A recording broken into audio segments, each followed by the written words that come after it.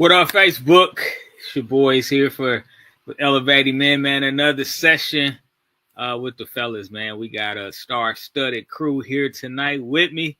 Right below, man, I want to introduce our special guest first, Mr. Sam Black. Man, I'm gonna let you introduce yourself to the audience, man. Tell them a little bit about yourself. Yeah, I'm just your every ordinary random guy like that trying to get along with other gentlemen and trying to get this thing turned around. I was just perusing the internet and I saw some gentlemen talking and I wanted to engage into the conversation. I do have a platform, so I think it's good that we collaborate together to really get solutions and more than just clicks. Love it, love it, love it. To my right is the Fit Pastor, aka Mike Patton. What's happening, Captain?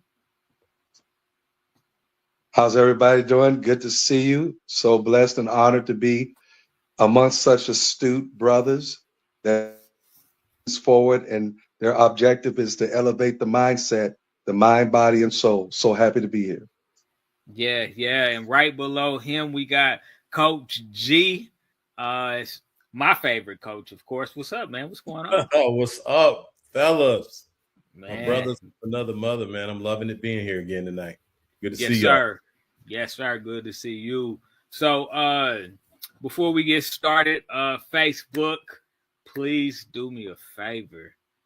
Like, share, and jump in the comments, man. I look, the comments the last 2 weeks have been live, man. I promise they have been so live, man. So we appreciate you guys interacting with us.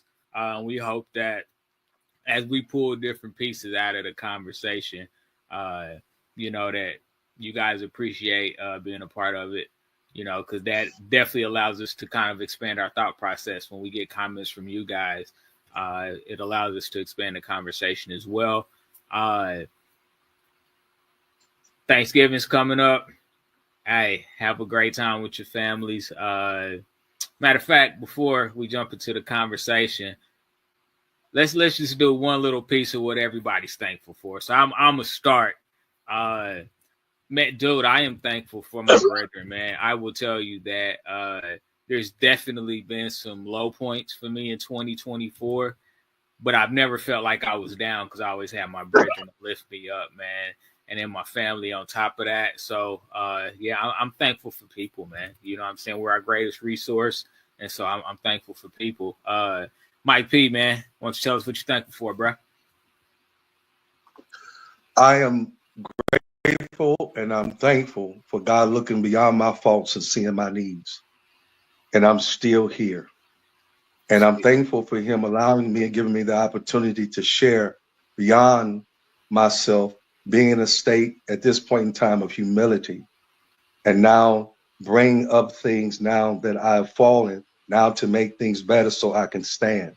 I'm so thankful for these brothers that are around me, that I look up to, that I gravitate to, that feed into me so I can now help to feed others better. I'm so thankful. I'm thankful for my family. I'm thankful for what God has blessed me with. I love it, man. And, hey, I don't know why you're trying to be so humble. If y'all ain't seen it yet, go to this man's Facebook page. He's squatting like a thousand, 100 million pounds, man. And, you know what I'm saying? He out there embarrassing us, man. He out there embarrassing us. No. Coach G, man, talk to him, man. Coach G, talk to him. Man, that's a loaded question for me because I would say I spent 30 years building a life that I was very proud of and then lost it. 2018 to 2022, 34-year marriage ends in divorce. Lose both my parents a year and a half apart. 2 big major businesses that I owned gone 3-4 months apart from each other. All my friends, spiritual sons, 3 spiritual sons murdered here in Kansas City. Spiritual son number 3 dies in my arms. I lost everything, including my mind. All I wanted to do was die. So I sit here today in 2024, thankful that I'm here. I'm in my right mind, and all the things that I lost, the Lord is in his infinite wisdom and his grace and his mercy is restoring. The businesses are coming back. I'm remarried, regaining relationship with my sons that I was estranged with. Business is great. Ministry is about to pop. So I mean, loaded question for me, man. I'm so thankful. So thankful. I love it. I love it, man. Sam, man, talk to him. I'm thankful for direction. This year's been like really I guess the word would be revelation of sorts. I mean, like it's a whole lot of things that's been thrown at us at one time. So I'm glad that I'm able to stay in the midst of all that and not lose myself into all the stuff that's going on. And it's actually more like confirmation that I'm going in the right direction. So now I'm thankful for direction. Now I just got to do my part. Yes, sir. I love that, brother. Yes, sir. Yes, sir. Yo, look, man, we got AB in the comments, man. I already know that he gonna keep the comments live. My boy Melvin. Hey, man, Melvin stays tuned in and locked in, man. You know what I'm saying? He is definitely an ambassador for Elevating Men, man. So we salute you, brother. Thankful for you and all you have helped us with as far as engaging the community at large. So we appreciate you. Man, last week we had some very powerful comments. And Sam came in on the back end and he started a whole nother show. Sam started a whole nother show, man. It was so cool. It's for him to be able to just drop in, be tuned into everything, and definitely apply his experience, as we continue to stir up this pot of gumbo, man. You know what I'm saying? To get this thing cooking. So, we've been talking the last couple of weeks about the common misconceptions about men and women, how we deal with our emotions, who's stronger, who's weaker. There was one interesting question that we didn't get to attack last week. And so I will start off with this. This will be interesting. Coach G, I'm gonna start with you. Which species is more trustworthy, male or female? You muted. Take yourself off mute. I'm like, oh my God, that's a loaded question. Yeah. More trustworthy? Yeah. You can blame AL for that question too. Oh yeah, of course. Of course. I gotta say, and I know I'm gonna get hate from the women here, but I gotta say men, because I wanna say women are so much more creative than we are. They can scheme. I'm learning, when I got divorced and started dating, I'm like, man, I thought men run game, but women can run game and scheme on a level that we can't even comprehend. So I don't know. Short version, I got to chew on that for a minute, but short answer would be, I'd say men are more trustworthy because I just don't think we can be deceptive and lie like a woman can. I'm getting that, but okay. It's all good, baby. Mike P, talk to him, man. Who's more trustworthy, men or women? Well, first of all, it depends upon who trusts God. Okay, talk to me. Now, here's the point that can edify and elevate someone. What God puts together, let no man put asunder. No thing. God has not put everyone together, for we're motivated by flesh. For Paul says, for in my body lies no good thing. And so we're led more by the body than we are with the mind. And so now with the mind, we have not that relationship where we're evenly yoked with the person that we with, because now we go into more of the flesh desire than we are the spiritual desire. And when you put the flesh before now the spirit, who's on first? Remember that joke called Who's on First and Who's on Second? It doesn't matter. And I don't think that now it's a point where it's man or woman. Now, women tend to be more loyal, I believe, than a man, because man is now led by what is beneath his belt more than what's in his head. I believe that women are more driven with the heart, more so than what's between the panties of their lines behind their girdle. And so I think the point that I would say, it depends upon now the character of the man. But do we stay along with the person long enough to even understand what character, integrity really is? Can we define that within ourselves as men? Have we been men of character? Have we been men of integrity? Have we been men of a wherewithal that now we can now have a revival and now regurgitate the things that we have done that we know we shouldn't have done? And so a lot of times we pass this thing like in the Garden of Genesis, and okay, well, it was that woman that beguiled me. He didn't take responsibility for himself. When are we going to start taking responsibilities for ourselves instead of playing the blame game? So I think that situation can be somewhat looked upon as the now perception of our own selves.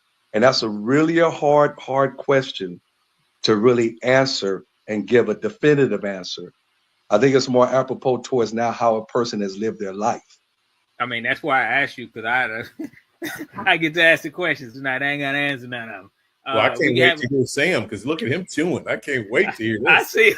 So, Sam, before I jump to you, we have a comment from someone on YouTube. It says, painlessly truthful. Wow, that's a hell of a name. By nature, men want to believe that women are, so it's easier to play on us. And because you are believed to be weak, to be the weaker species, you don't see it coming. So speak to that, Sam. Speak to that comment, if you may, please, sir. Oh, so wait a minute. I'm sorry. Read the comment again. I'm sorry. I'm gonna put it up here for you. Okay. It says, by nature, men want to believe that it's the woman that's. I'm going to assume that they're saying that the woman is more trustworthy, and so yeah, yeah. I got you. So this is what I'm gonna say. The answer to the question is neither. Like, neither one of them is more trustworthy. Like, okay, we're all humans, and we have proclivity to have. If we're gonna go to the root of the Bible, we all got sin nature. Like, just because you sin one way and I sin a different way, that don't make me more anything one way and me less any other way. Now, if we gonna talk about who's more trustworthy with finances, or we talk about who's more trustworthy with protection, or we talk about who's more trustworthy with multitasking, or who's more trustworthy with whatever, like if you want to talk about specific things, then we can probably say, all right, this gender is probably more prone to do this, but if we talking about just across the board loyalty and all that other stuff, I don't think that it's either. They both cheat at the same rate. I mean, whether it's 5.1 and 5.8, it don't matter, or 6, it don't matter. They cheat at the same rate. So I'm gonna say neither. Like, we get into the slippery slope conversation when we start comparing. Because my whole thing last week is we need to stop comparing. What we need to do is identify, this is what this does, this is what this does, and we want a solution to something. We can go to the micro and say, okay, this is what men bring to the table. Like Bruh said, like, if we're gonna talk about what men's responsibility, then we can focus in on that. Then if we're gonna talk about what women bring to the itinerary for us to come up with a solution, we can focus on that. Instead of being like, well, let's just not talk about that and let's talk about what men need to do, because the solution relies on both sides of the equation. Absolutely. Can I ask my brother a question? Can I ask him a question? Sure. Between the two, who would you call the most likely to be a predator, a man or a woman? A predator? Yes. Ooh, that's a dirty word there. What kind of predator are you talking about? You know what I'm saying. No, Are you talking about like a sexual predator? No. A person that wants to obtain more than just one thing, and they have a plethora of many different things that they have, a cachet, a backup, in case this doesn't work. I'll have this, I'll have this, or I'll bro, have that. Ah, I see what you're saying. See, That's a predator. I don't. I wish we could be more. You got man. so now I see where you're going with that question. I think but see, that's gonna go back to what Coach G talked about. You know what I'm saying? We like to assume that as men we're just these super sharp creatures that are impenetrable. But yeah, I mean, I think again, just like Sam said, I think that once it depends on the specifics of the question. I mean, you talking about side chicks and side dudes? Is that what you're talking about? No. What I'm saying is that a predator is someone that seeks and is not satisfied with one, but now tries to get as many as they can, so they have backups. And you all know what I'm saying. We have all dated more than one girl at one time. Am I right or wrong? I know. So Let me put me on front. That's a true statement. But please believe that women ain't out here dating one at a time either, brother. Right. Well, see, I disagree with that. Well, you ain't got go ahead. Go. Why? So you telling me women are out here, they just go date who they want to date, and there's no extra dudes on the side.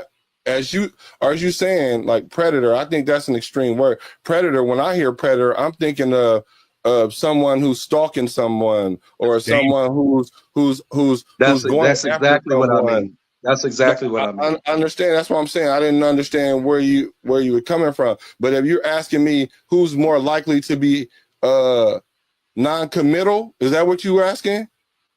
Well, it's not that. It's that here we are. We have a man and a female. I think men, because of their nature, remember now, we're born into this body, but we're shaped into iniquity.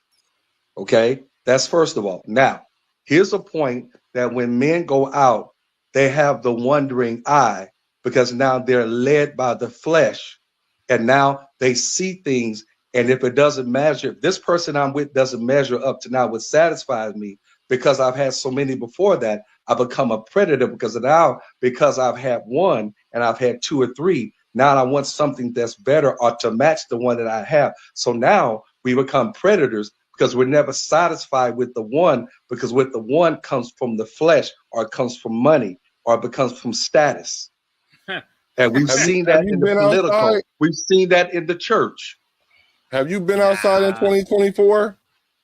Because these yes, women, I'm straight. And I don't mean that disrespectfully. I'm just saying, like, these women aren't sitting here waiting to be wived up. That's not what they're waiting on. If you ask a woman about anything about being married, kickback is going to be, who says I want to be married? So let's just say that's not all women. But what I'm saying is society isn't pushing family, and women want to be independent. So when you ask me who got more, I'm saying it's both. Actually, I would probably say women got more in today's era. Like, because men don't even have as many options as men used to have. Now women are holding out from these men because they're looking for a certain type of man. And along their path to find their certain type of man, they got homeboy that'll take them to Roof Chris. They got homeboy that'll wash her car. Got homeboy that's going to pay the bill. She might not be sleeping with all of them, but she definitely got options. Men ain't walking around here doing that. It's those couple men that might be running around here sleeping with the majority of women, or a good percentage of the women. So I'm going to say women now that I put some logic to it, but I would like to say it's somewhere the same though. Coach G, man, tap in, man. What are your thoughts as you hear the conversation? This is wild, man. I want to, I think AB's comment in the comments, I want to hear, do we have any women on board? I definitely, we got 4 minutes talking this.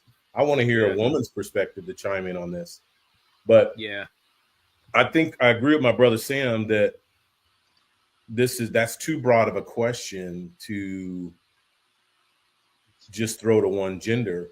The more I've chewed on this, and you have to be specific in the category that you're going to break that down, because in some categories a man's going to lead in that category, and other ones women are going to lead. Some it might even be equal. So I think that's too broad. So then the question to you, Coach, would be, who has the most self-control? Who is brought up now to be more of the caretaker and the one that now takes care of the family so far as the home embodiment is concerned, and the man is out to do the work? And so my point is, now there's a testosterone in us that's different than a woman that now is hormonal so far as her estrogen is concerned. And so men are more apt now to be looked upon as a person that seeks after a female, as opposed a woman does not want to be looked upon as a hoe. A man does not mind being called a hoe, but a woman does, because it discredits her femininity. I disagree with that. Am I right or wrong? I'm just putting it out there. I'm just putting it out there. I'm just putting it out there. And I think that's, maybe a societal perception, I think. But if you ask me, hey, Lauren, are you a hoe? No, I'm not. Like, that's actually offensive to me. Right. Because I wasn't, what I'm saying? I mean, I was around men from both sides. I saw the players, and then I saw some husbands, and so, but no, even if you said that to me in my younger years, I think I would still be offended, because that's not how I personally wanted to be perceived. Now, if there are some other guys who thought that was a term of endearment, to me, that really being older now, it's a sign of immaturity, if we're being honest, to want to be classified in that realm. And I think before we go down a super slippery slope, because we probably treaded down it 2 weeks ago, but I think one of the things that we have to do, right, is we have to take these misconceptions and we have to begin to really kind of break them down, right? Because like Sam said, society is not focused on the nuclear family or a family in general. I don't care what type of family you're talking about. Like, you hear it in the music, you hear it everywhere. You know what I'm saying? I did this by myself. Nothing great is ever done alone, ever, period. No questions asked. So anybody that utters that is wrong.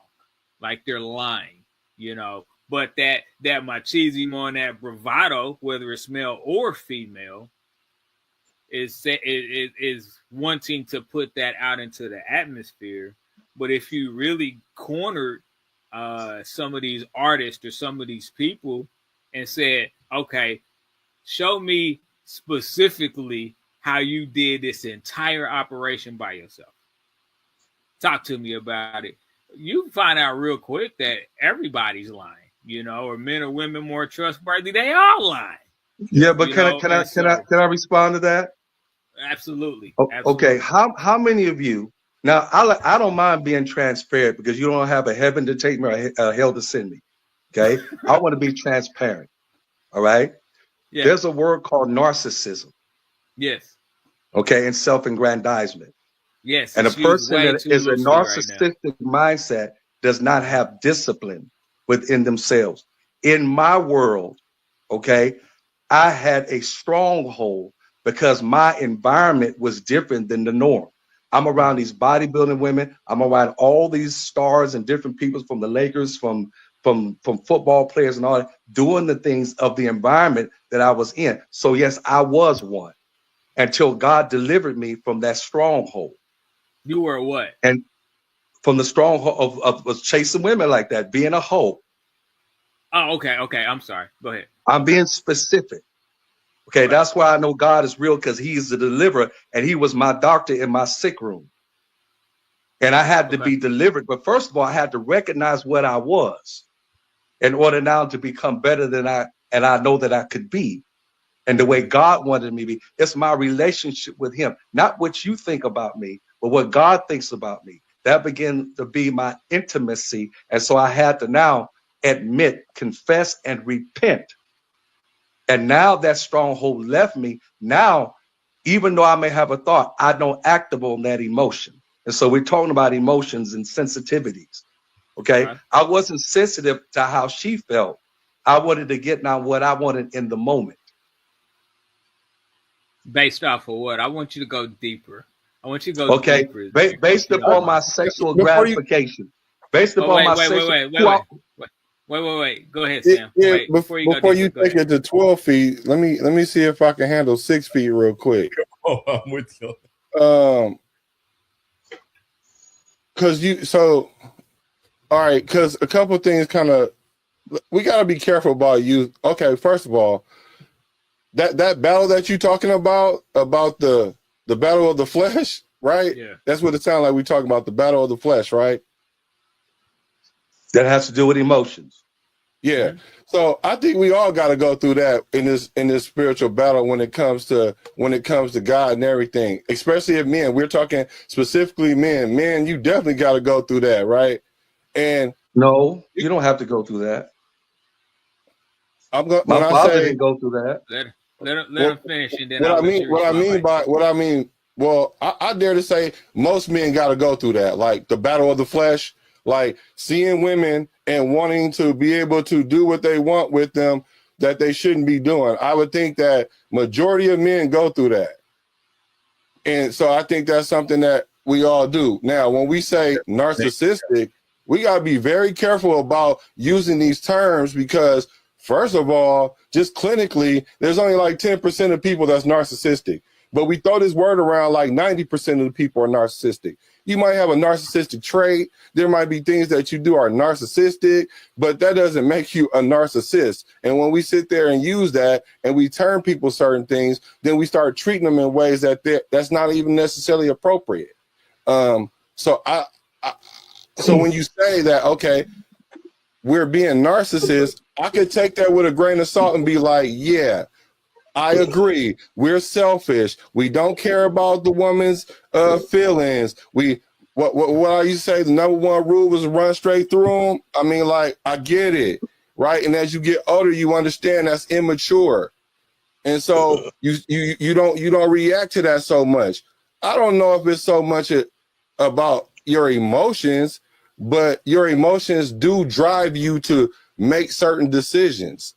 So I just want to baseline that where I am right there with that, because once you go a little bit deeper, I don't know where we're gonna go with that, because it sounded like what you're saying is men need to do something to stop this, and I'm like, I think all men go through that. It doesn't have anything to do with the woman herself. That's just a battle of the flesh. That doesn't make you a narcissist. Yeah. I'm in Go agreement ahead, with Mike. that. Go ahead, Coach G. Well, see, Mike. Yeah. This is what I wanted to say initially, though. We're not hoes. Men are not hoes. We're hoe makers. We make hoes, and that's not cool. But I'm just saying, men can't be hoes. Like, that's a feminine word. When somebody call you, even if two men start talking to each other, like, man, you a hoe.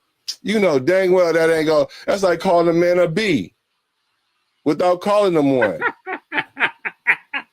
Hold on. Yeah, I gotta put this up here. Sorry, I didn't mean to laugh out loud.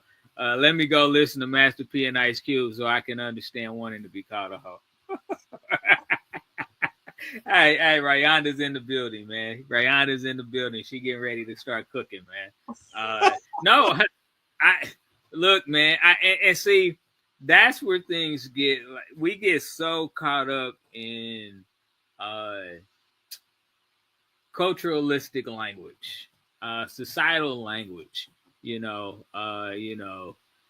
and a lot of that is, based off of what, we take into our systems, whether it's the music that we listen to, whether it's the people that we hang around, and so Because I mean, I got kids, man, you know, and I'm constantly like, yeah, turn that shit off, like off, you know, because I understand that even though I listened to it when I was a young man, it's because nobody told me to turn it off.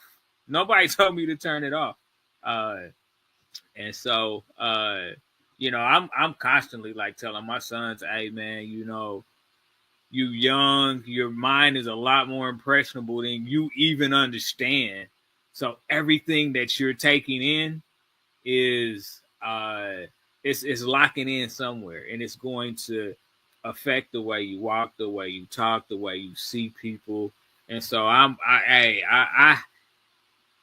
it's sometimes it's a struggle because I'm like, you know, I'm gonna let them be kids, you know, kids are gonna eat, but at the same time, I'm like, nah, man, I want to redirect those behaviors so that they don't grow up and create these bad tendencies that you know, I had when I was their age, you know, and so we have to be extremely, extremely careful when we use certain language. I mean, narcissists, oh my God, they've thrown that word around so much in 2024 that I'm like, please just stop saying it.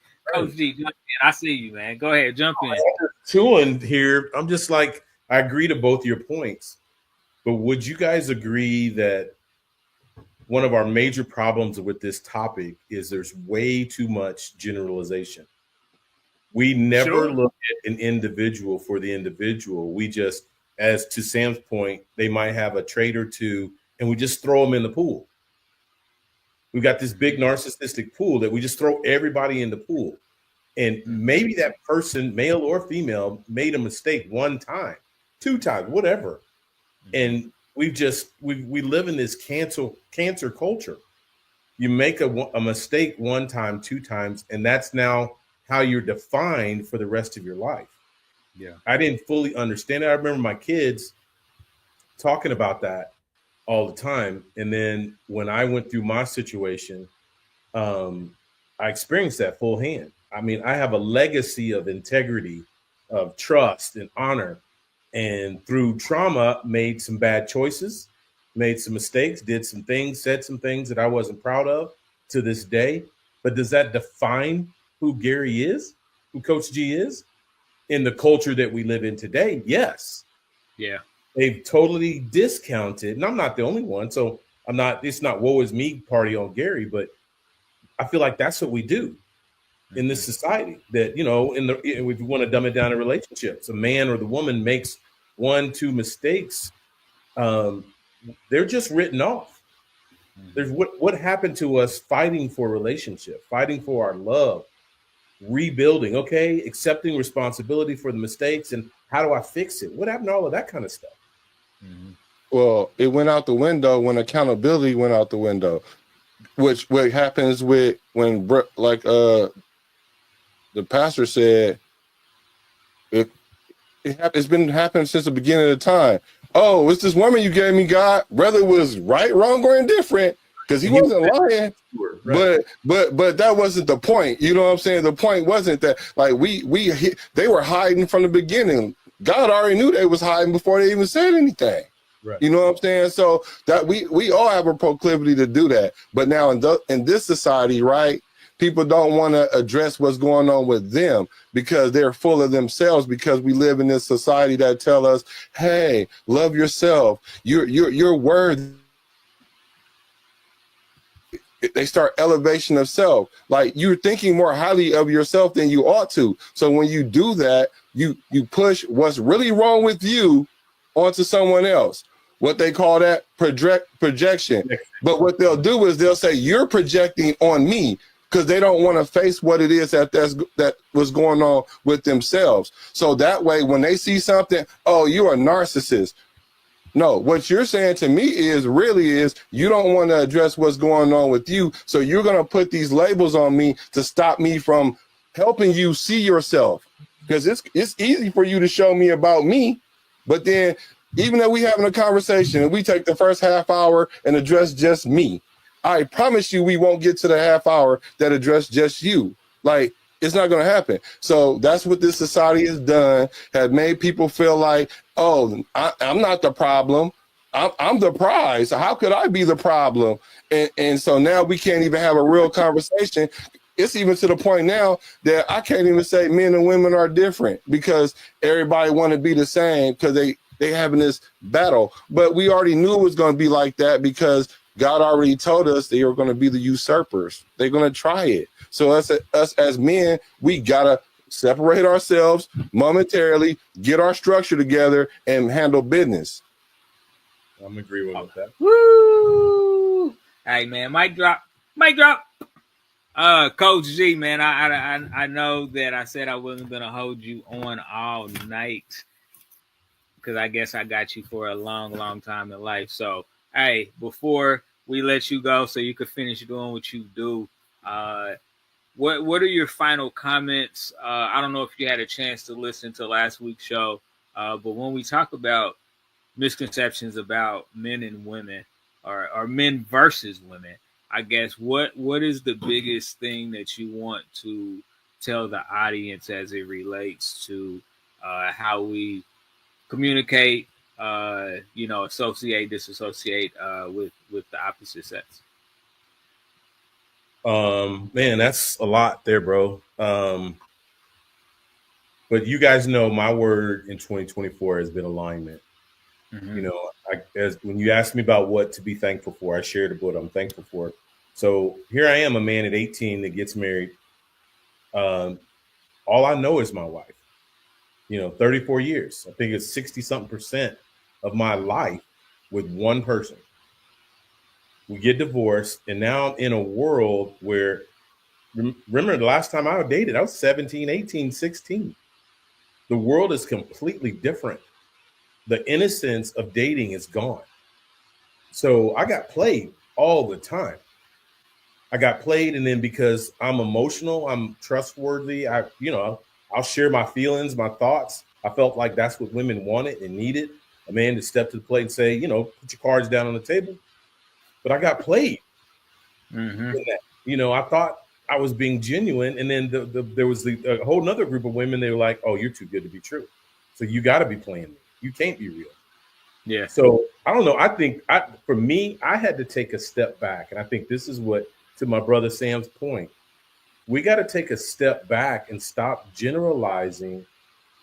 Look in the mirror, because we're projecting, as we've been talking about. Look in the mirror and fix self.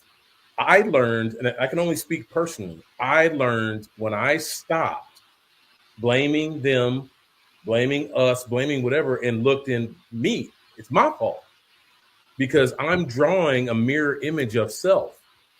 And if self is jacked up, messed up, I'm going to draw a female that's messed up and jacked up. I witnessed this gentleman that as I grew, as I healed, I drew a stronger, better woman. As I grew, as I progressed in my process, even my, I'm not going to call them that name, but the type of woman that was coming after me, stopped. They were no longer even interested in me, nor was I interested in them. It just changed because, to Sam's point, I had to look in the mirror and deal with me. And when I dealt with me, all the rest, my aura, my energy, it just changed everything, to the point where a relationship ended for me. And I'm being transparent here. A relationship ended for me, and I was done because I'm thinking, oh, this is great. This is wonderful. Relationship ends for me, and a new one I'm not even looking for slides in. And because of the experience, the change and the growth, I'm able to step right into that with no fear, without doubt, without walls, without all these safeguards, because I knew it was real. Real recognizes real. Lie recognizes lie. I was able to step right into that and have an unfiltered, unwalled up, real, authentic relationship that included communication, support, love, alignment, communication, all these things that we have yet to talk about, gentlemen. We're talking about all this other side stuff. Those are the key components of a great relationship. You know, if you can't talk to your partner, if you don't understand your partner, if you can't give grace and mercy for your partner, if you aren't long suffering with your partner, we live in a society that, oh, she messed up, man, I'm out. Or he messed up, I'm out. So you're in a relationship in every couple months. When what happened to us digging in and diving in and fixing what was broken, it's easier to do that than to go jump into something brand new. So Yeah. dudes, bros, that's my solution. That's what worked for me. That led me to my wife. And I got to stand on that. I mean, it worked for me. I'm not, and I know that came directly from the hand of God, and he's not a respecter of persons. And I think the outline that he gave to me was for me, but I think that works for everybody else too. If you apply Did it, you get remarried? Already did, sir. Yeah. See, so here we. That's so. That's a whole other topic, though, That's the whole. because we're talking about this thing outside the context of marriage, when a lot of the things that should be happening in the context of marriage. So I'm sorry, Sam. No. Because what you're saying is very important, because, like, a lot of times we throw all these theories out there. There's a lot of theories out there how to get to where you came from. Like, you've been through it all. You went through 30-some years of idealism. That crumbled. You built it. It built back up to the point where you were able to trust the process and the Lord again to do it again. So it's easy for me to sit here and say what I think is the route, right? Even if I'm right, it's easy for me to say that. But you've been through the route, done it, and know that works. And so what I'm saying is the route is narrow, y'all. There's not 1,000 ways to do this. Because the way bruh got there is this. Like he said, take a step back, because that's when it's you and God. Because if you know what's going on with you and God, everything else that come at you, you're going to handle it in such a way that you're going to repel some things. Even if those things do come to you, you're not going to spend the time or the energy or even pay attention to it to even give it life to even be around you. So it's going to fall off. And then when you see things that are very germane to what you're trying to do, then it's easy for you to commit to it. If it don't work, okay, Lord, just me and you again. So what we got going on the agenda next? What you want me to do? Oh, okay, cool. So now you are in a whole different, this is what I'm hearing you say. This is what I'm hearing you say. Because I've never been married. I've been heartbroken like I was married before, or what I thought was like I was married before. So I'm just regurgitating what you're saying for those from never been married to the man that's done it all already. That's what I'm hearing. Once you get close to God, you know who you are, then all that other stuff becomes pretty much easier for you to handle. That was my recipe. I can't speak to nobody else. That's the way I had to redo me, relearn me, reconnect with Abba Father, and then it all just channeled. The alignment just dropped from relationship to business to ministry. Fitness, everything in my life changed. It all started with me looking in the mirror and fixing me, reloving me, finding out I spent 30 years being what my wife wanted me to be, my children, ministry, my parents, everybody else. And in all of that, I lost me. How many of us can say that? We do that as men all the time. All of us. Yeah. But we've got to slow down and look in the mirror and say, who are you, Sam? Who are you, Lauren? Who are you, Big Unc? Who are you really? And get to the core of that. Once you get to the core of that, and then reconnecting with the Lord was my next step. Lord, who do you say I am? And then once I funneled into that, and I was like, my desire is for relationship. You know that. You built me. You know I want my wife. And then, to Sam's point, the women I was looking at just dropped. I'm like, nope. Look over here. Nope. Over here. Nope. And when the right one came, I knew instantly. Yeah. I like her too, man. So yeah. God hooked you up, bro. That's good. Yes, That's sir. good. Yes, sir, man. Hey, man, dude. Thank you so much for before you leaving for dropping that gem right there, man. Because they needed to hear that, man. Hey, happy Thanksgiving to you. Send my regards to the missus. I got a pack because we're headed to San Diego, our first trip as a married couple. Oh, that's what's up. Okay. So Okay. excited. All right, man. All right, man. Get some snacks, man. Good road snacks, man. Gotta have them. Love y'all. Man, get some All right, Pedialyte. I holler, man. I holler. Big Unc, man, what up, dude? I see you got that. I see you got something in the cup, man. You got some grapes too. You always eating some damn grapes, man. You got something this week? So, I have a confession. You have a confession? Okay. I'm painlessly truthful. We know. Oh, that's you over there capping. Okay. I got you. Okay. I got you. So, let's see. Man, my guy, Sam Black, I haven't had the opportunity to meet you or speak with you, but you was touching on everything that I was trying to race to drop in the comments before you would say something about it. Narcissistic. I dropped it in the comments because a lot of people don't know. There is a list of, I believe, 9 characteristics that a person must obtain all 9 in order to be narcissistic. Most people are not. But we speak that curse onto the person.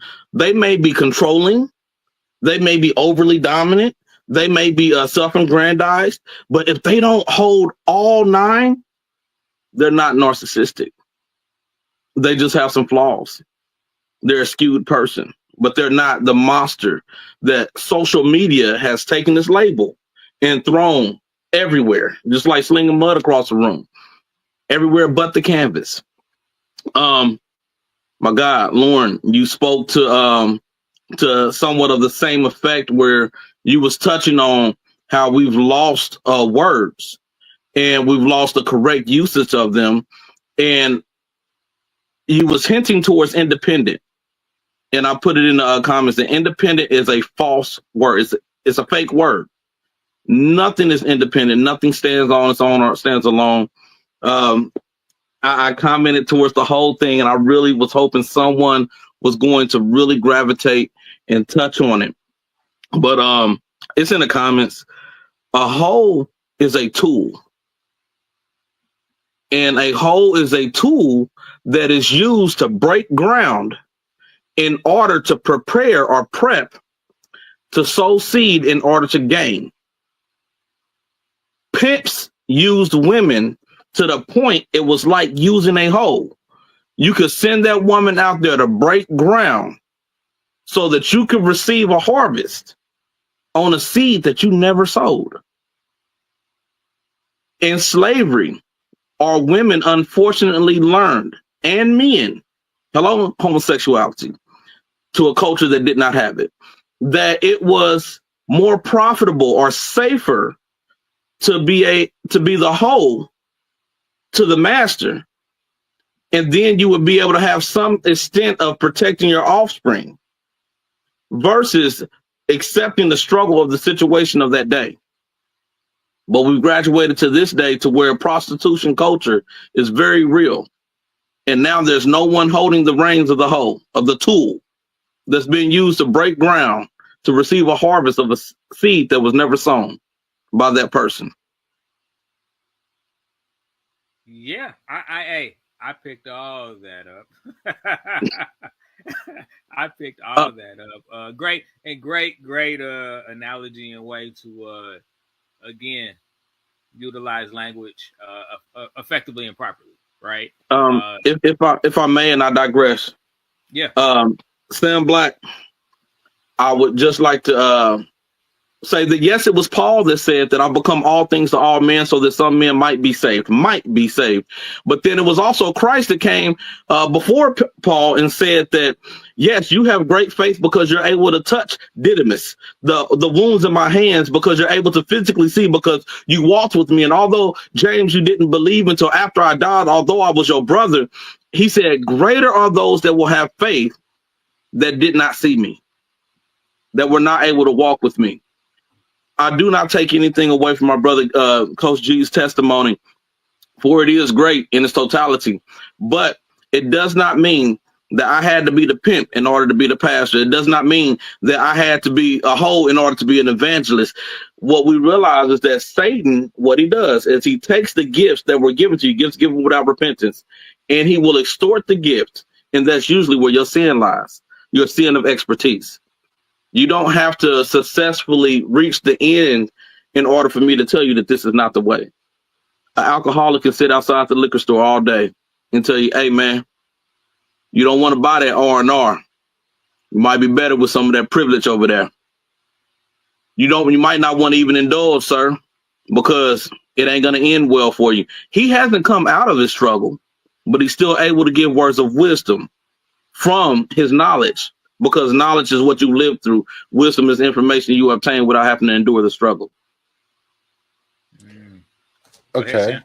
So what I want to make sure I'm hearing is you saying you don't necessarily have to go through the battle to be victorious, like, so to speak. You don't have to be the one that go through the depths of it in order for it to be you don't have to be the victim to be the victor.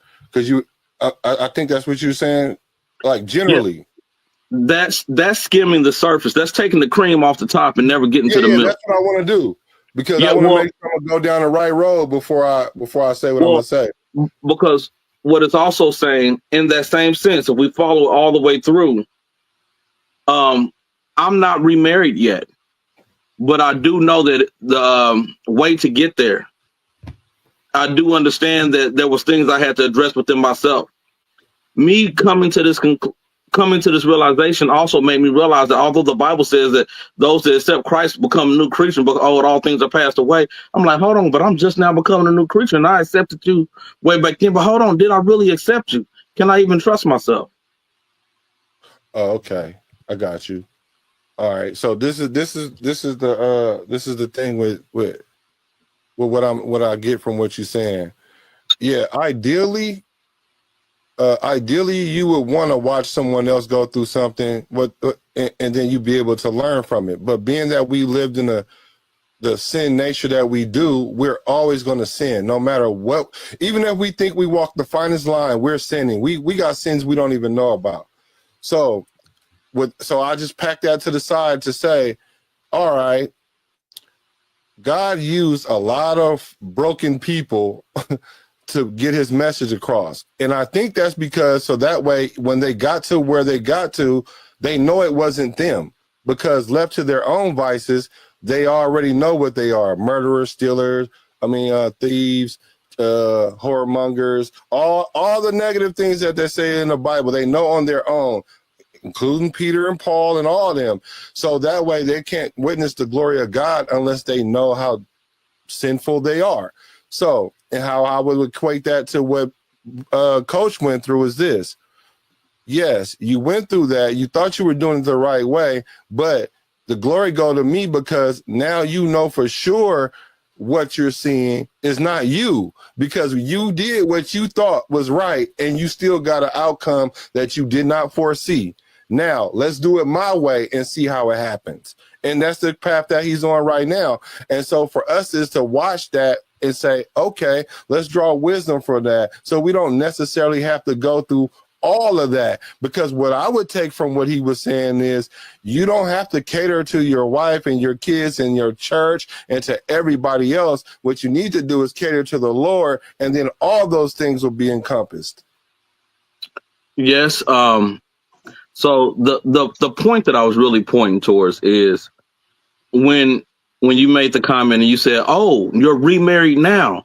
So you've been through it, done the work, made the change, and now are successful. It's the truth, man, or lack thereof. And now you are successful in the change. So now I know for a fact, because you came out on the other end, that it's you. But it was Paul that wrote and told us that it's better for you to marry than to burn with lust. It was Paul that wrote that it's easier for me to serve God without a wife. It was Paul that gave us all these nuggets. Actually, he wrote a whole book a whole chapter on sexual immoralities, although he wasn't married at the time. And he Right. never He said, remarried, but he was able to give us the road and the guide to it. yeah, what he was saying was, yes, I wish you guys could just walk around and be on Jesus all day.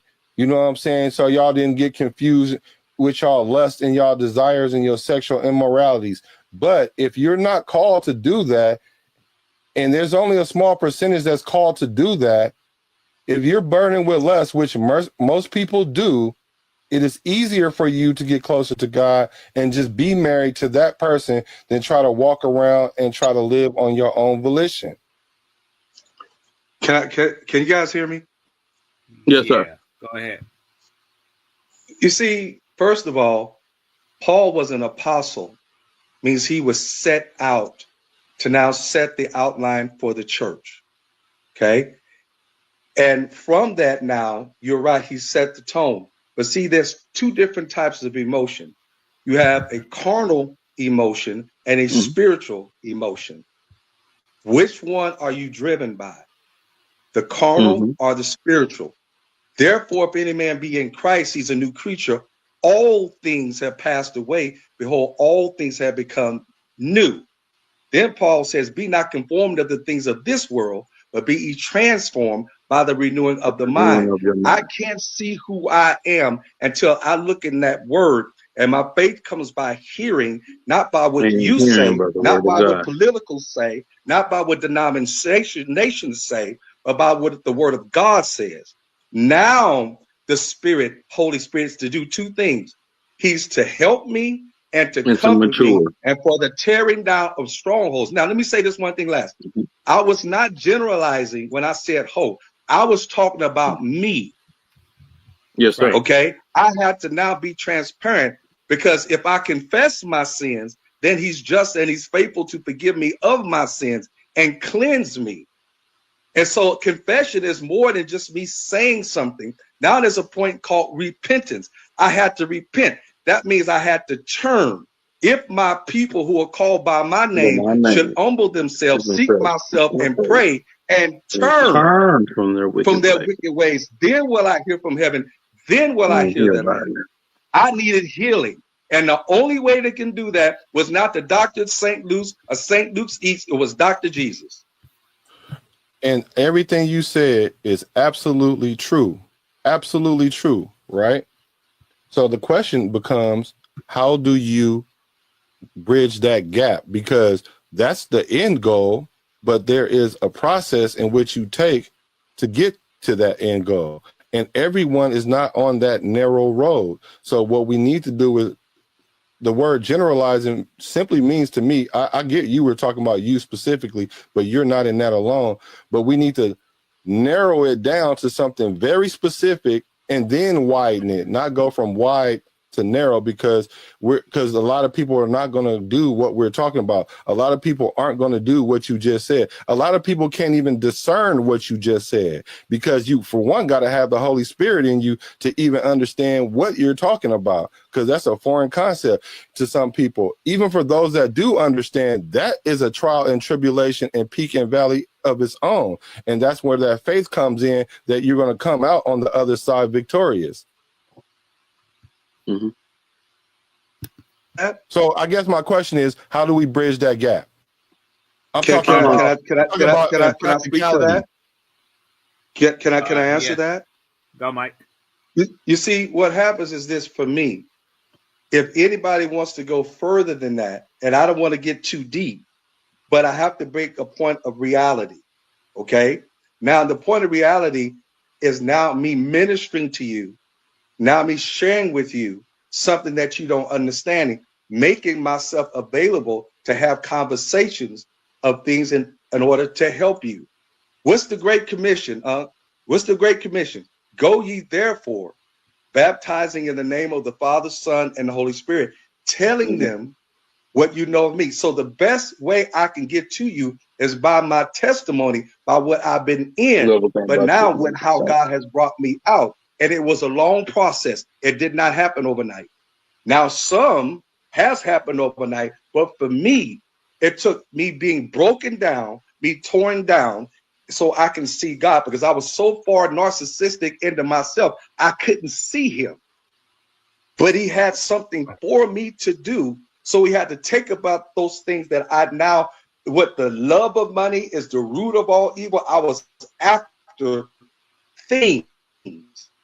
I was after concepts, but I didn't understand the precept of the one, first of all, who created me, who made me. And now I claim to be something, but I was a hypocrite because I was not following by now what now is said I should be. So now I walk with you, and I've become now an area of conversation that I can talk with you beyond even this particular segment here. I would love to have a conversation with somebody. I love it. Hey, Well, Big Unc, That's man, what why God don't has you called take me a to do. Big because when Unc you say take a narcissist, I would, based on your definition, because I gotta bring that up, because like when people hear that, they think big.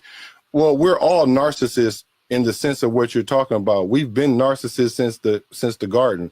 Eve was the first narcissist, if we're gonna sit there and say anything, because she decided to do what was best for her and not for what God said nor what Adam said. So, and then we was narcissistic as men too. So y'all not on the island by yourselves. And that's why we have that's why we do have a punishment for that, both of us. But in the sense that we're all self-driven, we're all selfish, we're all into ourselves. I just don't like that we use the word narcissist, because that's a very specific term. And the thing about it is, one thing that we were going to talk about is, what is emotional intelligence? Because to me, emotional intelligence is knowing God. Like, it's not what we're talking about every day as far as how you regulate your emotions and all that other stuff. So when we start using these terms, then it only just murks the water for us not to get to the truth. That's the only reason why I keep pushing back on the word narcissist. Unless you were a clinic narcissist. Are you a clinic narcissist? Let me tell you what I was diagnosed with. I was diagnosed with the spirit of abandonment. And so everything now had to be centered towards me when I went through therapy. And I went through spiritual therapy, which unleashed and unlocked what I was. And now how to break that down was only by me humbling myself, taking me out of the picture and putting God in the program. Because I was the picture. I was Mr. 7-time bodybuilder. I was this, and I thought now I had the ways and means to now be above, or now have a certain credibility, like I was a star. And I was nothing more than a person that was on my way to hell, because I did not recognize God the way I should have. And so you make the statement like, when you get with God, then things begin to change. No, it doesn't. The Bible says that everyone that says, Lord, Lord, will not enter into the kingdom of heaven. He says, but whatever you shall sow, that also you shall reap. Shall you reap? And I also began to reap now what I had sown. God broke me down, and I'm so thankful for deliverance. I'm so thankful that I yielded to him. And people that love me stood by me, even though I was down. A friend wants you to succeed, even though when you're on the losing end. And I had those that were around me, and I'm thankful. Big Up, jump in there, man. Put your grape juice down. Okay, so I would just like to steer this conversation. Actually, we need to go ahead and take an offering. We've had a mighty Bible study here tonight. Drop the cash app. Oh my God. Eddie, that spells Eddie. I'm speaking in tongues for you. To the Mosquito Kickstarter Honda. Listen, we've had a great Bible study, but to veer it back to the direction of the topic of the show, Battle of the Sexes, there is a question I would actually like to ask. Okay. Because it seems like we've dove into this conversation to where we're getting down to the roots of it. And who is more probable to actually accept, be accountable, and do the work to achieve change? Are you To saying heal. between the two sexes? Yes, sir. Like I said, to get it back on, what the topic of the show is. It's the battle of the sexes. So, and we've dropped a lot of knowledge and just being transparent. Hey, I'm single. If we can drop tags or emails, you contact me. Lord working with me. Yeah, you keep But working that grave. You keep I got cooking you. that So your damn grave question is who? over there. Oh, go ahead. My bad. These are the things that I always hear. I'm currently dating. Anyone curious? Is I'm healing. I'm working on myself. I just got out of a relationship. I'm trying to stay focused. I'm reaching some goals. I'm focusing on my family. I have not heard men, even in general conversation.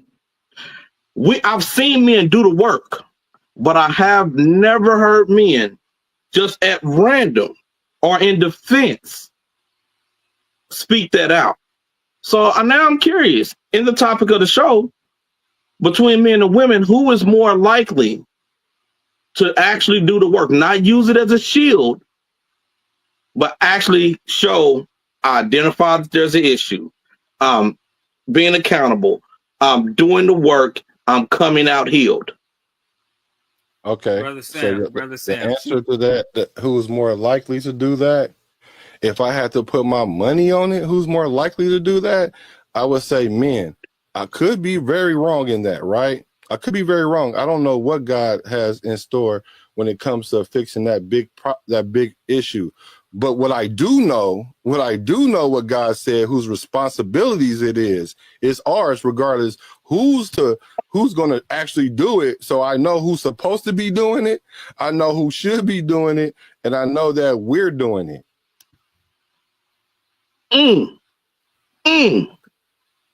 Hold on. We can't hear Mike. And he got a paragraph. Come on. Yeah. When he made Adam, when he made Adam to do what? Have a dominion. Right. Hey, speak. Okay. Speak, Lord. And what he did, he says, now, whatever you shall bring to me on this earth that I've created, that it shall be. But it is not good for man to be alone. Let us make him a help meet. Not a helpmate, but a help meet now to go beside him, bone of his bone, flesh of his flesh. The first admonition and now point of the order of all these trees you shall eat of, but if you eat of this tree, you shall surely die, was given to Adam before Eve even got here. Okay? So are you saying Eve doesn't have to do the work? No. Man is supposed to be the leader of the home. That's the institution of marriage. But see, everybody's not going out. Like you said, you wanted to date. Everybody's motive operandi isn't to get married. It's to get hooked up to see what she's like. But say it ain't so. But do we talk to God first? He that findeth himself a wife findeth himself a good thing and is in favor for the Lord. I'm not thinking about the Lord when I was out chasing, right? I was thinking about myself, which made me narcissistic. But we was calling on the Lord. Hold on. I want to dive just a smidge.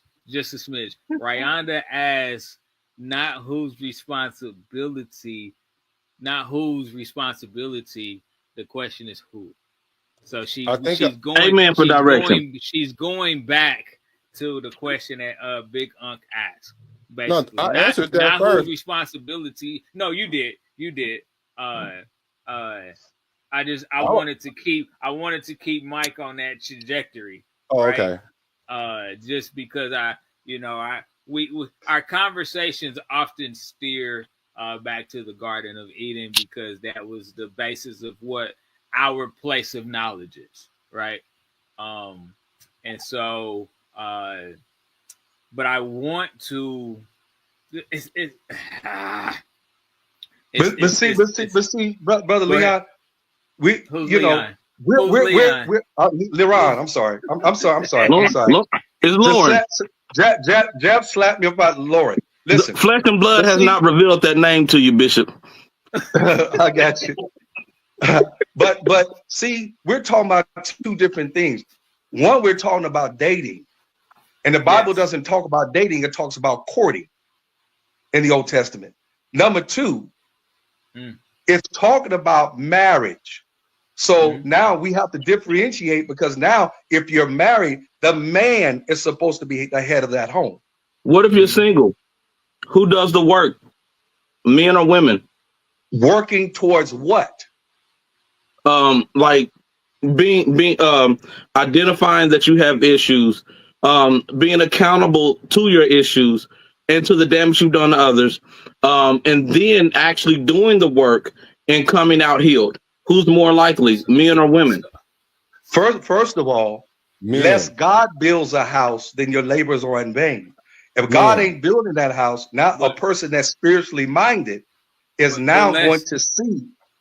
But what if somebody's not spiritually minded though? I don't want to take your testimony away, but I also don't want to disconnect from people that aren't where you are, right? Because there's a lot more people that aren't where you are, that a lot of what you're saying is going over their heads because they're not spiritually connected, right? Bless your Afrocentric soul.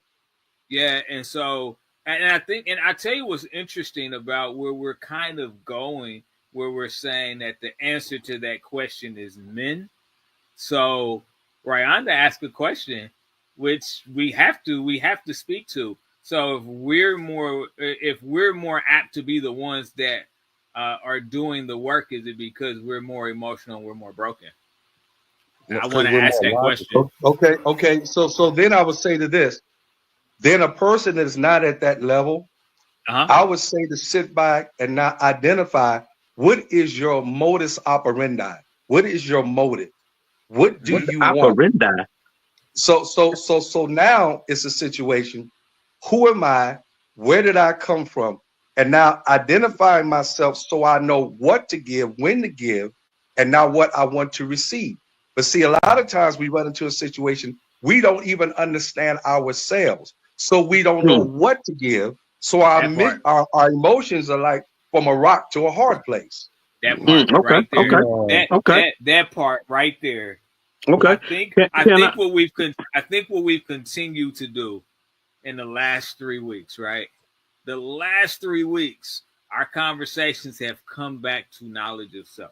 Whether we're talking about men or we're talking about women, whether we're talking about emotions, whatever we have talked about, we have come back to knowledge of self is where the healing begins, right? Being able, I'm gonna come to you. I'm gonna give you the floor in just a second. Being able to identify, to recognize, right, that we have an issue that we need to work through.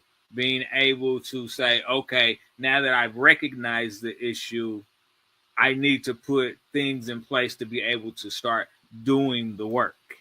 Once we've started to do the work, being disciplined and consistent to the work to get to the place of where we're trying to go, whatever that goal is. Okay, I will digress. Close my mouth, Big Unc. You go ahead. No, go ahead. Okay, listen. Since you put the meat on the plate, I'm gonna just be the gravy. There you go. We know Bishop, he more than a biscuit. So you said something. I really wanted to go a different direction. No lie, I did. If I hear the Spirit of God correctly, you said something about in the midst of doing the work, being consistent. If I was a non-believer and I was watching a believer, because that's what it's like. And y'all have to understand, I love Pastor Mike Patton. Like I really love him. Like he's been genuine with me since day one. Matter of fact, this man been genuine with me before he even remembered who I was, that I had already met him. And he was always the same person. But I digress. Being consistent with doing the work, like a non-believer watching a believer, you would never know. You would never understand any of the testimony. You wouldn't even receive it if you did understand it.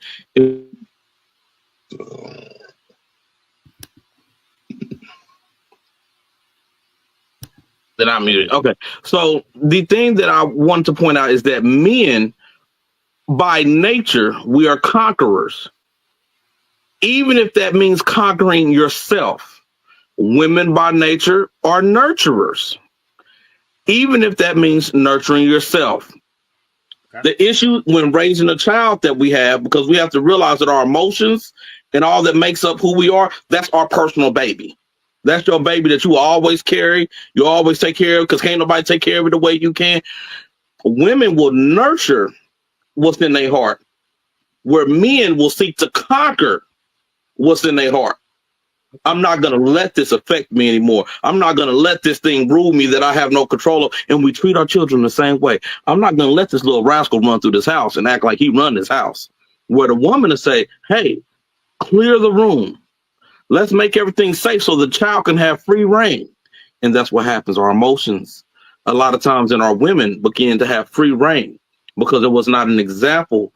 You could have had a father in the home and it could have been a great father. I had a great father, but there were some things that he did. Oh, if you allow me, please. I have been transparent in a lot of ways about the relationship with my mother and things that happened. She is a healed woman now, and I love who she has become, and we have become very close. But even in that, like Pastor Mike Patton is saying, I've seen her change come when she finally started submitting, not to my dad. I thought that was the answer my whole life as a young man, seeing her not submit to him when she finally submitted to God. And it happened outside of a church. It didn't take scripture.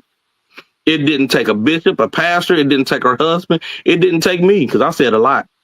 It just took her finally saying, I'm a conqueror. What's going on inside of here? So I think that men do the work because men are built to conquer. You said something that was interesting, and I think when we talk about the way men and women speak and the way we kind of understand. So you said something about a man saying, hey, man, you're not going to be running around here like you run in the house. And then a woman says, hey, let's clear space so he can run the house. I would, in my journey of being married, right, I would challenge your statement to say maybe the woman's thought process is more of let's clear the room so this young man has an opportunity to discover, right? Because that's one of the things that is taken away from certain children is the opportunity to discover, right? Because we have such a stronghold of what we perceive, what our experience tells us is correct, and we want to, in a lot of ways, take that and try to mold our children based off of our experiences. And I'm not saying that's a bad thing, because I think that is a good thing. That's a mature thing to do. But I also think we have to be careful that we don't take our fears and also use those fears to govern. Right. Yes. There you go. Man, Lauren, you are in the book, bro.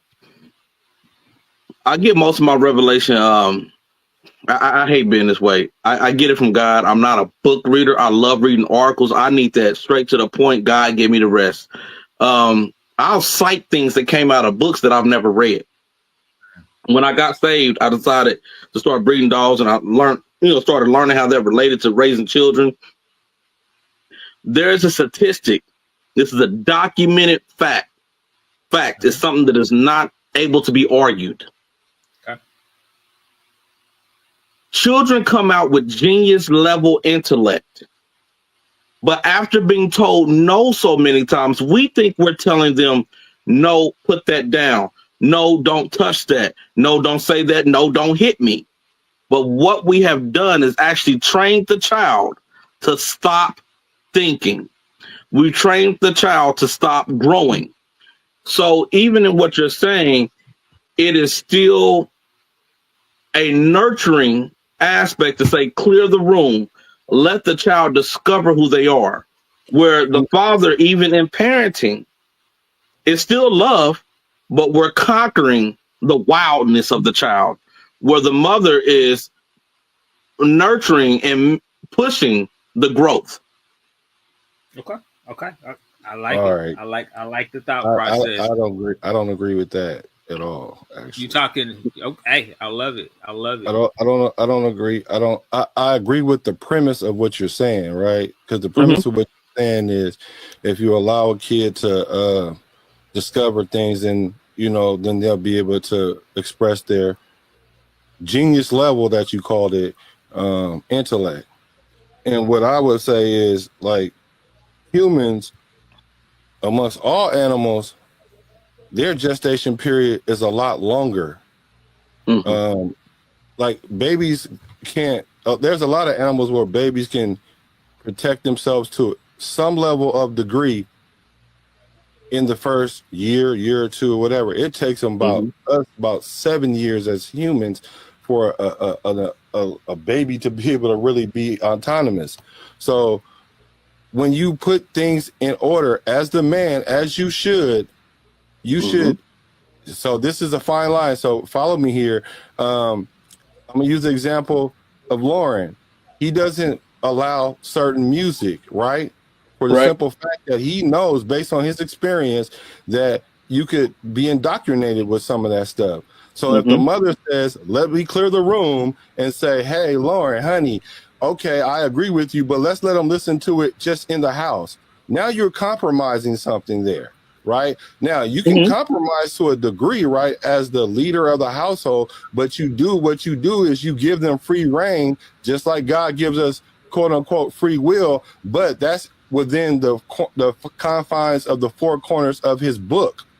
No different than the man that's supposed to be the leader of the house. There should be four corners that everyone has free reign in, because you're not trying to control them, because God doesn't control us. God let us choose him. So we supposed to lead in the same fashion where, hey, yeah, you guys got free reign, quote unquote, but it's only up to a certain degree. And outside of that, you outside my will. And so now you're on your own. And then whatever the consequences is, then you have to deal with said consequence. Now, I really want to go back into Rayonda, because what she was saying is let's group it together since last week. We were saying the question was, you out. Yeah, go ahead. the question is, who is supposed to do the work? Men are supposed to do the work because they're more logical. You don't solve solutions, you don't solve issues and problems with emotion. You don't, right? That's the reason why we're the leaders, because we're logic based or logic prioritized. I'm not saying we don't have emotions or anything like that, because like I said last week, there is no way that you can't have emotion. I mean, that's why you have the amygdala. The amygdala helps you process your emotion. And in the brain, the amygdala does different things for women in their emotion, and it does different things to men, because men are more prone to jump in front. If somebody started shooting in the building, men are going to jump in front of the women and children. Women are not going to jump in front of. I'm pushing them on the floor. Yeah, they're gonna jump on the floor or over on a kid because of their processes. Now, when I say it said men are more emotional, yeah, in today's era, men are more emotional because they've been told that their logic base is wrong. They've been told that we have this patriarchy that is trying to control women, and so we don't want you to be like that. We want you to be more emotive or emote like us. And the thing is, that's what the whole issue is. But that's not the correct order. The correct order is it's God, man, woman, child. That means God spiritual, man logic, women emotional. Now the thing is, they all have a benefit because they're complementary parts. It's like a lug and a lug nut. We both can't do the same thing. One is not more important than the other. You know what I'm saying? You need both of them for it to work cohesively. But men are more logical now, and we need to back off of that and start saying, hey, there's nothing wrong with being logical. We can't, as men, keep on responding emotionally because we don't respond to emotion well. Like we're aggressive. So we need to understand, say, hey, let's chill out, and then let's be able to have effective communication, and then try to work our way out from that way. So that way we don't have to be emotionally driven as men. Gotcha. Hey, I got my man AB. I had to bring him to the forefront, man. He was in the comments too. I've seen him. He was in the comments saying, man, y'all tripping. I'm like, AB, man, The dick comment about the man battling his dick and becoming a masturbator. I missed that in the comments. I would like elaboration. No. Hey. AB, go ahead, baby. So I think I've forgotten how this whole conversation started out, but it had something to do with who lies more, men or women. Mm-hmm, mm-hmm. And based on how I interpreted everything that I heard, I would say men lie far more than women, because lying is not necessarily just specifically saying that person did it. It wasn't me. Lying is also diversion. Lying is redirection. Lying is not answering the question. Lying is blaming. Lying is not taking responsibility. Lying is not being present, but thinking, but making people think you are. Lying is a whole lot of other stuff other than just pointing the finger at somebody else, knowing that you did it. And I've been hearing a lot of finger pointing tonight, especially when it talks about the responsibility of the man. And the last question, Sam, I loved what you were saying about responsibility. I think you were addressing what Ryanda said. But the question, I think, was when Big Unc said, who is more responsible or something like that? And you used the word, who's more likely? Who's more likely to be responsible? And you used a word that says supposed to, or supposed, as in he's supposed to be the more responsible. Just because he's supposed to be, the question was, who is? Mm-hmm. And if he were the second in command, according to God, according to the order, there's a strong possibility that after 400 years of landing on this continent, we wouldn't be having this same conversation, because for some reason, that conversation between God and him is missing its mark. It's missing his mark. No matter how many times we examine it, no matter how many times we read about it, no matter how many times we talk about it, it's missing its mark, because we're getting further and further away from family. We're getting further and further away from self. We're getting further and further away from the point of an original conversation. That's what men do, because we don't necessarily have the answer, because we never heard it in the first place. So now we blame her. Okay. No, well, I'm not in the blaming in the sense of No. Forgive me. I wasn't saying that you were blaming. No. I don't think you were saying I was. I'm just saying in general, because what you're saying has a lot of merit, because there is a lot of finger pointing, and so when we have these conversations, it's easy to get caught up in the, well, what are you doing? Well, what are you doing? I just like for us to be able to say, all right, this is what this gender brings to the situation, without it having to be attached to the other person. We can have an independent conversation. They don't have to be mutually inclusive. And when in those things that you describe, I know for sure a lot of women do those things, dodge the accountability, omit information. That's a human thing. I think we both do that at the same rate. It's always been like that from the beginning of the time. We both do that at the same rate. And when I said the word suppose, okay, let me redact that word and let me say ordained. Then we're ordained to do that. That means I don't know how more clearer I can say it. I'm not saying it to you. I'm just saying to anybody. The answer is man. Man is responsible. Mm-hmm. It's man's fault. It's man. Because really, if you think about it, like you said earlier, it doesn't matter whose fault it is. It's how do you get to the solution?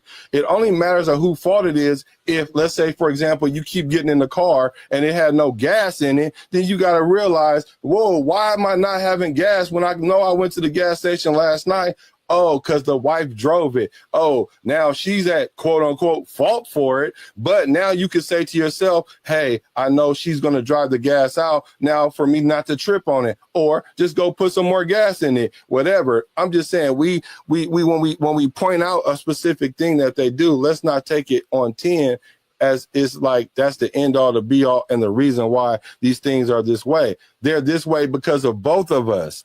Like, we can play the right notes, but if they're playing the wrong instrument, it ain't gonna matter. So it's a culmination of us both. So I'm not trying to, me personally, I'm not trying to single out any gender. I'm just trying to point out what each gender can do to make it easier for the other gender, to make it easier for us.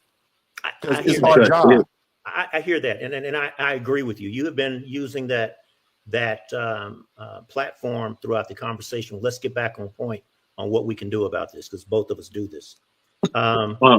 Last week I told you that I'm an asshole, especially about words. When you say asshole, that we have been equally doing it forever, I'd like to challenge that, because forever for women didn't start until the late 50s, if not the 60s. Because they did not have a voice. They had a voice. They had a voice. It just wasn't to the same level that we had. So let's listen to that. If it wasn't at the same level, then it's not equal. Okay, so let me ask you this question: do you think our society should be egalitarian? I don't know what I mean by that. I'm going to have to look it up. Okay, let me tell you. Just you can generally look at egalitarian is equal. Do you think that men or women, if you were to have a blank canvas, that they're both supposed to be equal? No, that's what I think. That's what I believe, based on my belief system. So what is God egalitarian when it comes to, I'm talking about here on earth. I'm not talking about spiritually, because spiritually we are the same. There is no different spiritually, but what our jobs are here on this earth is egalitarian. No, what a man should be doing is learning to be a leader by tapping in with God. What a woman should be doing in the meantime when she's single, or no, let me not say what they should be doing. What I would recommend, based on what the Bible I've extracted from the Bible, she should work on herself to put herself in a position to be a great helpmeet, not a leader. So what's happened is God has left us to our own probate mind. So now that women want to be the leader and all the stuff, so we are going to get further and further away from the conversation.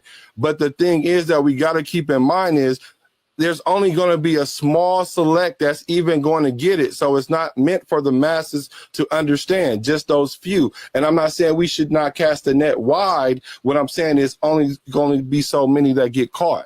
Okay, so you said women want to be the leader. Remember, asshole here. We had a poll a long time ago in a few conversations about women. Do you want to be the leader in this relationship? They said no. And they said, hell no. We're looking for. Of course they don't want to be. No. Of course they don't want to be. But why do you think? But why do you want to be? Because they were not made to be. They want to be because the responsibility has to get done. So they have to want the responsibility of feeding the children and taking care of the household because he ain't there.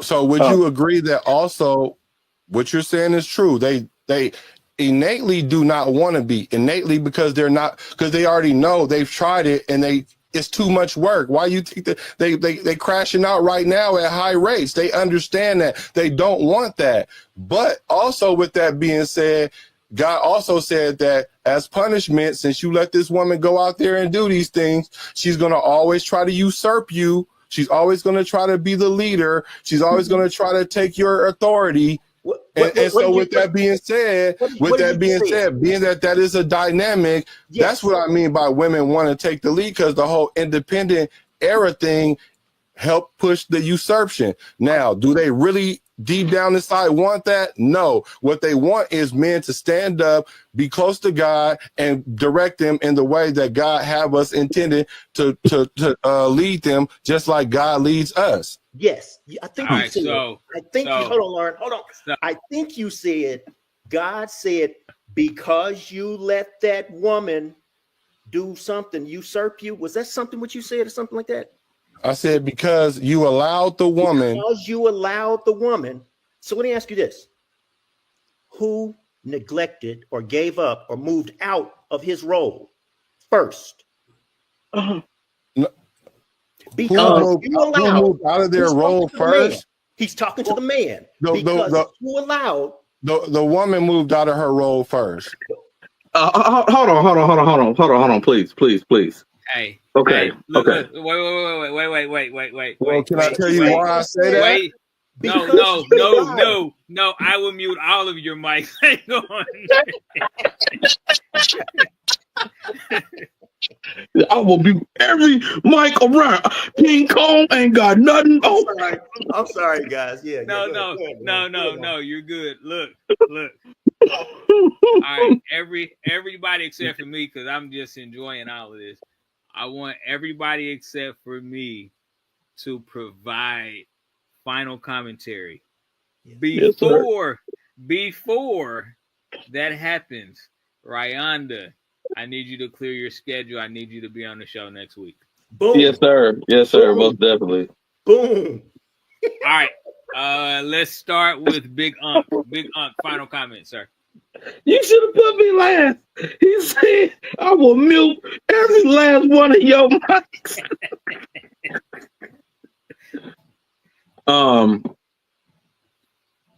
I would like to say that me personally, I want to do a better job at not veering off. That the premises of the topic is, it's for fun, but it brings awareness. Battle of the sexes. Who does more? It's not about a married couple. It's battle of the sexes. So it's saying individually, will a woman do the work? Will a man do the work?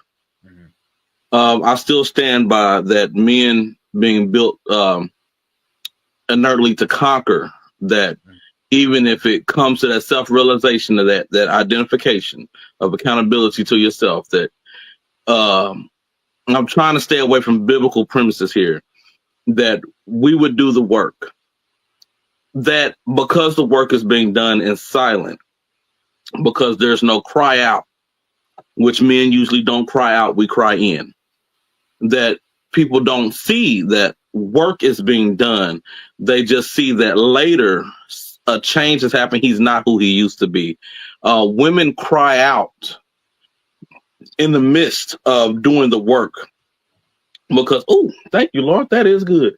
Because what is happening is that the woman is giving birth to the new version of herself. That's her nature. While the man is internally deconstructing and building back up the new version of himself, which is going to be bigger than who he is, which actually tears down the old man. Gotcha. AB, talk to him, sir. Okay, so yeah, I am pro woman right now because I would want to. I have dropped the ball. I've dropped the ball. And I know I've dropped the ball. And I have gotten engaged in these conversations because the ball has not been picked up by more men.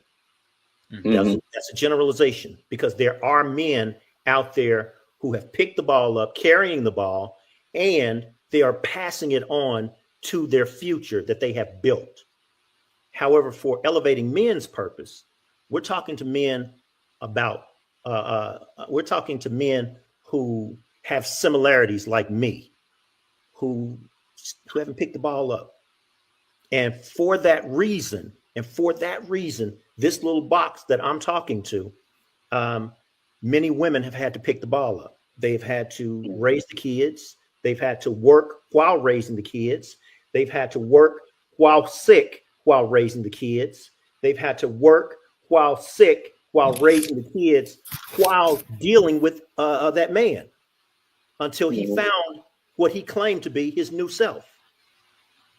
And at all times, she was left there in the presence that he created.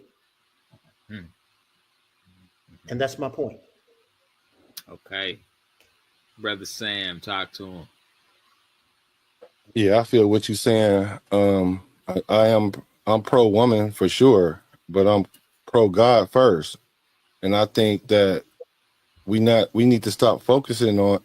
I do agree that we've dropped the ball as being absolutely 100%.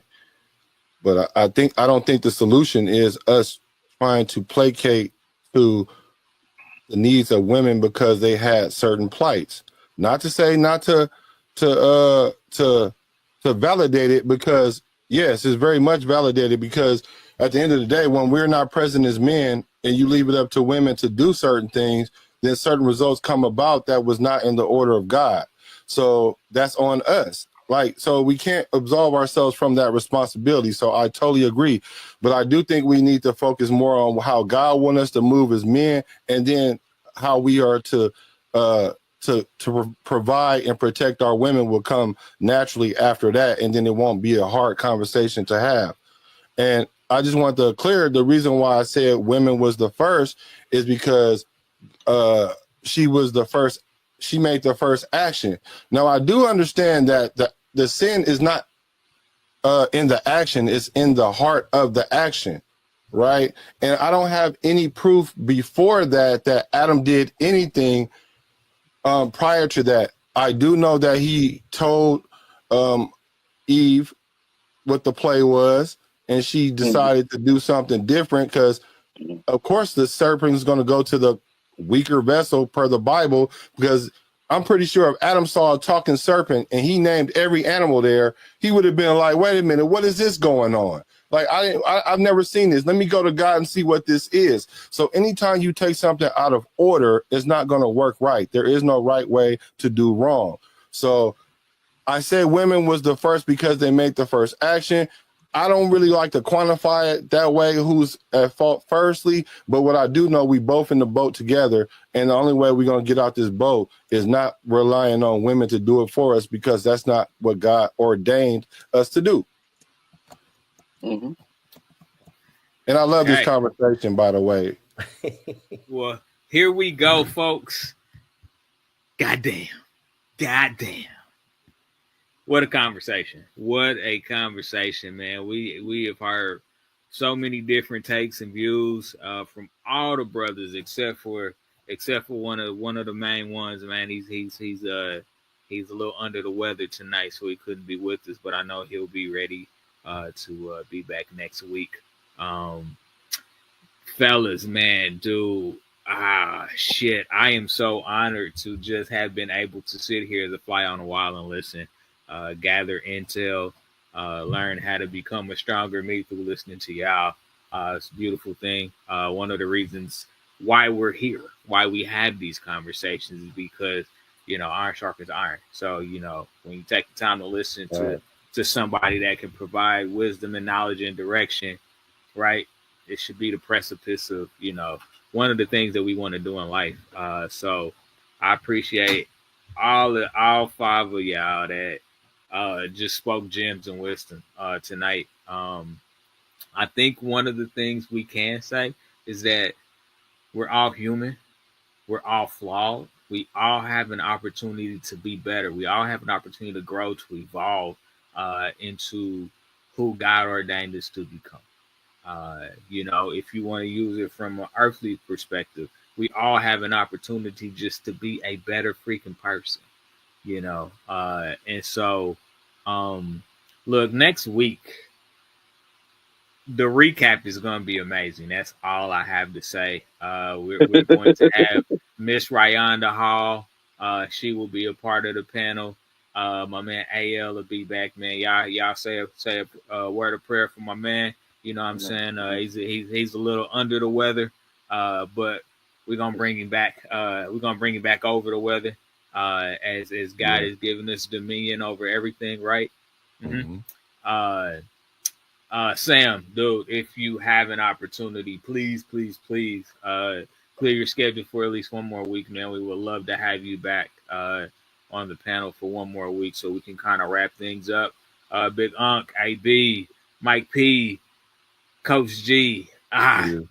Hey, we will all, I'm sure in some capacity, have an opportunity to speak our piece, provide a part of the solution, right? We are all here to be a part of the solution. Not one single one of us has all the answers, but collectively we can have the conversations and we can begin to put conclusions together that we can disseminate to the masses. And so let's continue to work.